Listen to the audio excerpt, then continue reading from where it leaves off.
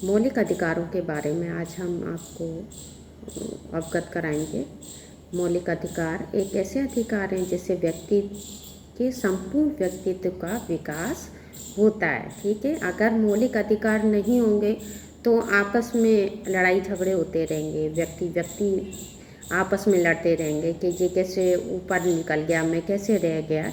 इसलिए हम कोई भी देश हो उसमें मौलिक अधिकारों का होना बहुत ज़रूरी है। जैसे उदाहरण के तौर पे आप शिक्षा प्राप्त कर रहे हैं तो ये 2002 में 93वें संविधान संशोधन के द्वारा शिक्षा का अधिकार भी मौलिक अधिकारों के अंतर्गत जोड़ा गया है। ठीक है, इसी प्रकार हमारे देश में जब 26 जनवरी 1950 में मौलिक अधिकारों की संख्या 7 थी, लेकिन उसके बाद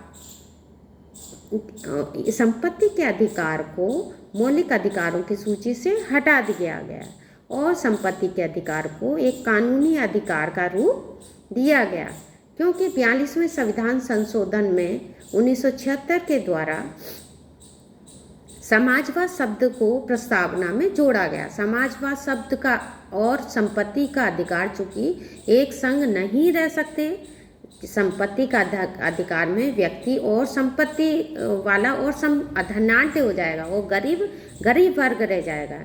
इसलिए समाजवाद और समाज का अर्थ है सभी की समानता। ठीक है, इसलिए संपत्ति और समानता एक संग नहीं रह सकते, इसलिए संपत्ति के अधिकार को मौलिक अधिकार की सूची से हटा दिया गया।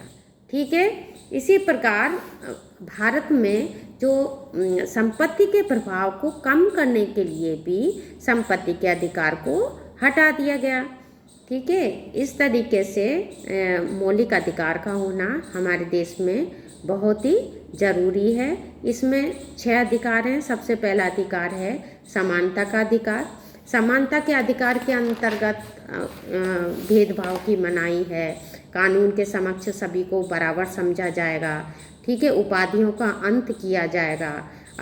उपाधियों के अंत के अंतर्गत अनुच्छेद 18 के द्वारा राज्य द्वारा शिक्षा और सेना की उपाधियों के अंतर्गत कोई भी उपाधि नहीं दी जा सकती है। ठीक है, इसी तरह अप्रस्था के अंतर्गत अप्रस्था के अंतर्गत अनुच्छेद 17 के द्वारा किसी भी व्यक्ति के साथ भेदभाव नहीं किया जा सकता। इसी तरह से बच्चों, आज मैंने आपको समानता के बारे में जानकारी दी, मौलिक अधिकारों के बारे में जानकारी दी। इसी तरह हम नेक्स्ट डे आपको स्वतंत्रता के अधिकार के अंतर्गत कौन कौन से अधिकार दिए गए हैं ये आपको जानकारी देंगे। ओके।